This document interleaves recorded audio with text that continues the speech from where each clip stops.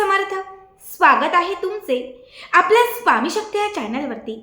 बघा, 17 फेब्रुवारी 2026 वार मंगळवार. आपल्या सगळ्यांनाच माहिती आहे की आज माघ महिन्यातील अमावस्या तिथी आहे. माघ अमावस्या ही नकारात्मकता दूर करण्यासाठी, आपल्या घरात असणाऱ्या वाईट शक्तींचा नाश करण्यासाठी, एक निगेटिव्हिटी असते बऱ्याच वेळा आपल्या घरामध्ये किंवा आपल्या घरातील बऱ्याच व्यक्तींमध्ये, ही निगेटिव्हिटी संपवण्यासाठी, घरात असणारा आजारपण घराच्या बाहेर काढण्यासाठी, खूप दारिद्र्य साठलंय, घरात पैसा येत नाहीये, प्रगती होत नाहीये, हेच दारिद्र्य नष्ट करण्यासाठी ही माघ अमावस्या अत्यंत महत्त्वाची अमावस्या मानली जाते.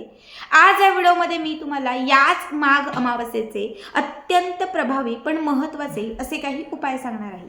या उपायांपैकी एक जरी उपाय तुम्ही आज संध्याकाळी अमावस्येला आपल्या घरात किंवा घराच्या उंबरठ्यात केला, तुम्हाला सांगते दिवस बदलून जातील. घरात असणारी जी काही निगेटिव्हिटी आहे किंवा तुमच्या घरात तुम्हाला एखादी वाईट शक्ती त्रास देत होती, तुमच्या घरामध्ये समृद्धी नव्हती, तुमच्या घरात ऐश्वर्याची प्राप्ती नव्हती, तुमची ही प्रत्येक समस्या या उपायाने समाप्त होईल. सगळ्यात पहिली गोष्ट म्हणजे अमावस्या तिथी ही पितरांसाठी समर्पित तिथी आहे. त्यामुळे या दिवशी पितृदोष दूर करण्यासाठी तुम्हाला एक तरी उपाय करायचा असतो. बऱ्याच वेळा आपण ह्या गोष्टी खूप हलक्यात घेतो, पण या गोष्टी खूप महत्त्वाच्या असतात. मग जेव्हा घरात एखाद्या व्यक्तीचा विवाह जुळत नाही, घरामध्ये पैसा येत नाही, घरात आजारपण वाढतं, अपघात घडतात, तेव्हा आपण पत्रिका बघायला जातो, ब्राह्मणांकडे जातो आणि मग ते आपल्याला सांगतात की पितृदोष आहे. असं कुठलंच घर नाही की ज्याला दोष नाही. प्रत्येक घरामध्ये एक तरी व्यक्तीला किंवा आपल्या घराला पितृदोष लागलेला असतो. आता पितृदोष कसा लागतो तर आत्ताच कुणीतरी वारलंय म्हणून पितरांचा दोष लागतो तर नाही. मागील 3 पिढ्यांमध्ये, आत्ता, त्याच्या आधी आणि अगदी त्याच्या अगोदर, या 3 पिढ्यांमध्ये आपल्या घरातलं कुणी ना कुणी गेलेलं असतं. आता प्रत्येकाचं आपण श्राद्ध घालतो का तर नाही. आत्ता कुणीतरी आपल्या काळात वारलेलं आहे, आपण त्याच्या नावाने श्राद्ध घालतो, पण 3 पिढ्यांचं श्राद्ध आपण नाही घालत. मग आपण त्या पूर्वजांना, पितरांना विसरून जातो आणि मग त्यांचा श्राप लागतो. म्हणून अमावस्या तिथीला अगदी आपल्या कुटुंबात, आपल्या घरात किंवा आपल्या अख्ख्या खानदानामध्ये कुणीही वारलेलं असेल तर फक्त तुम्ही पितरांचं स्मरण जरी केलं, फक्त पितृदेवाय नमः हा एक मंत्र जरी म्हटलात ना, तरी पितरांचा जो श्राप आहे तो कुठेतरी कमी होत जातो, पितरांना सद्गती प्राप्त होते आणि त्यामुळे आपल्या कामातील अडचणी, अडथळे जे आहेत ते दूर होतात. म्हणून सगळ्यात पहिला उपाय तुम्हाला अमावस्या तिथीला दिवसभर किंवा रात्रीपर्यंत कधीही करायचं आहे. यासाठी काय करायचं आहे तर थोडासा भात शिजवून घ्यायचा आहे. त्या भातावरती तुम्हाला थोडंसं अर्धा किंवा 1 चमचा आंबट दही घालायचं आहे. त्याच्यावरती तुम्हाला थोडे काळे तीळ घालायचे आहेत आणि शेवटी त्याच्यावरती तुम्हाला एक चिमूटभर आपल्या प्रत्येकाच्या घरामध्ये जे मीठ असं बारीक मीठ, हे बारीक मीठ 1 चिमूटभर तुम्हाला घालायचं आहे. आता तुम्हाला हे सगळं जे आहे एका प्लेटमध्ये किंवा तुम्ही एखाद्या कागदावरती, एखाद्या पुठ्ठ्यावरती, पत्रावळीवरती घेतलं तरीही चालेल. हे सगळं दही भाताचा हा उतारा तुम्ही घरातल्या 4 कोपऱ्यांना स्पर्श केला, घराच्या दक्षिण दिशेला 5 मिनिटं ठेवला, तिथे पितरांचं स्मरण केलं आणि हा उतारा तुम्ही घराच्या बाहेर नेऊन ठेवला तर तुमच्या पितरांना सद्गती प्राप्त होते. जो काही पितृदोष घराला, घराण्याला किंवा कुटुंबातील कुठल्याही सदस्याला लागलेला असतो तो कुठेतरी कमी होत जातो. हा उपाय मी तरी प्रत्येक अमावस्येला करते, तुम्ही सुद्धा करून बघा. आता मी तुम्हाला दुसरा उपाय सांगते. बऱ्याच वेळा घरात बरकतच येत नाही. घरामध्ये कितीही कमावलं तर त्यामध्ये पुरवठा नसतो, पैसा टिकत नाही, बचत काहीच होत नाही. अशा वेळेस तुम्हाला प्रत्येक अमावस्येला हा उपाय आवर्जून करायचा आहे. 1 चिमूटभर तुम्हाला हळद घ्यायची आहे आणि ती हळद तुम्हाला एका ग्लासमध्ये किंवा एखाद्या तांब्यात घालायची आहे. त्यामध्ये थोडंसं पाणी घालायचं आहे. 1 तुळशीचं पान घ्यायचं आहे. हळदीचं पाणी अमावस्येला घराच्या प्रत्येक कानाकोपऱ्यात शिंपडलं तर लक्ष्मी जागृत होते. घरात वसलेली असणारी अवलक्ष्मी घराच्या बाहेर जाते आणि त्यामुळे घरात यशाची प्राप्ती होऊन मग घरामध्ये पैसा वगैरे यायला लागतो. पण हा उपाय सुद्धा प्रत्येक अमावस्येला आवर्जून करा.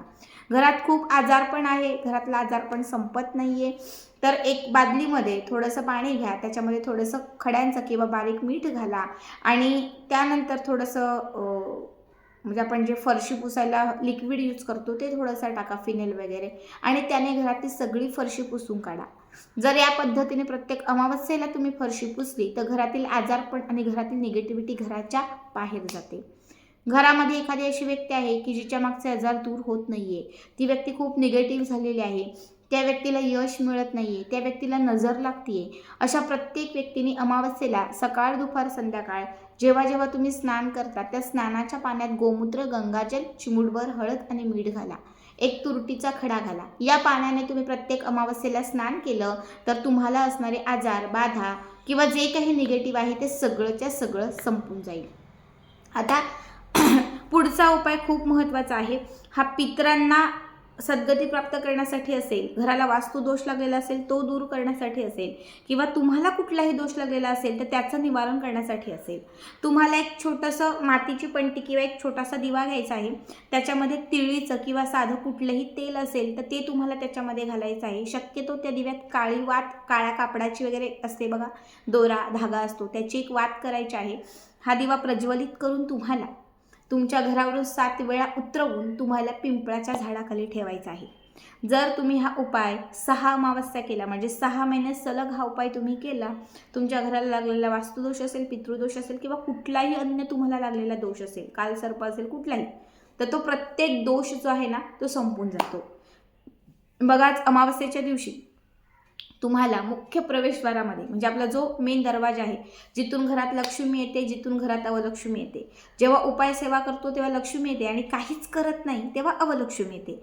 जर अमावस्येला तुम्ही मुख्य प्रवेशद्वाराच्या समोर एक ग्लासभर पाणी ठेवलं, त्या पाण्यामध्ये हळदी कुंकू घातलं, थोड्या अक्षता घेतल्या, काळे तीळ घातले आणि त्याच्यावरती एक लाल रंगाचं किंवा सफेद रंगाचं फूल ठेवलं, संपूर्ण अमावस्या तिथी संपेपर्यंत, रात्रीपर्यंत हे ग्लासभर पाणी तिथेच ठेवायचं. अमावस्या संपली की दुसऱ्या दिवशी, म्हणजे आज अमावस्या संपली की उद्याच्या दिवशी हे ग्लासभर ठेवलेलं तीर्थ घराच्या बाहेर कुठल्याही एखाद्या, तुळस सोडून कुठल्याही एखाद्या झाडाखाली ते तीर्थ अर्पण करायचं. जर हा उपाय तुम्ही कमीत कमी 3 अमावस्या म्हणजे सलग 3 महिने केला तर तुमच्या घरात किंवा तुमच्या घरातील प्रत्येक कानाकोपऱ्यात असणारी एखादी तांत्रिक शक्ती, वाईट शक्ती असेल, कुणी सतत नजर लावत असेल, कुणीतरी तंत्रमंत्र करत असेल, घरात कलह होत असेल, आजारपण असेल, ते हे सगळंच्या सगळं 3 महिन्यामध्ये पूर्णतः तुमच्या घरातून संपून जातं. प्रत्येकाला पैसा हवा असतो, असं कुणीच नाही की मला पैसा नको आहे, पण बऱ्याच वेळा हा पैसा येत नाही आणि आलेला पैसा टिकत नाही. पैसा येण्यासाठी काय करू समजत नाही, पैसा टिकण्यासाठी काय करू समजत नाही. अशा प्रत्येक व्यक्तीने काय करायचं आहे तर अमावस्येच्या दिवशी एक छोटी प्लेट घ्यायची आहे. त्या प्लेटमध्ये थोडंसं पाणी घालायचं आहे, अर्धा किंवा 1 चमचा हळद घालायची आहे आणि त्या हळदीच्या पाण्यामध्ये 1-1 रुपयांचे 4 सिक्के घालायचे आहेत. किती? 4. 1-1 रुपयांचे 4 सिक्के हळदीच्या पाण्यात घालून हे मुख्य प्रवेशद्वाराच्या उंबरठ्यावर तुम्हाला ठेवायचं आहे. त्याच्यासमोर तुम्हाला तुपाचा एक दिवा लावायचा आहे. अमावस्या संपेपर्यंत रात्रभर किंवा रात्रीपर्यंत जेवढा शक्य तेवढा वेळ तुम्हाला हा दिवा पेटता ठेवायचा आहे आणि ते सिक्केसुद्धा तिथे ठेवायचे आहेत. त्यानंतर अमावस्या समाप्त झाली, उद्याच्या दिवशी म्हणजे आज अमावस्या समाप्त झाली रात्री की उद्याच्या दिवशी तुम्हाला तो जो दिवा आहे तो घासण्यासाठी घ्यायचा आहे आणि त्याच्यासोबत ठेवलेले जे सिक्के आहेत हळदीच्या पाण्यात ते तिथून उचलायचे आहेत.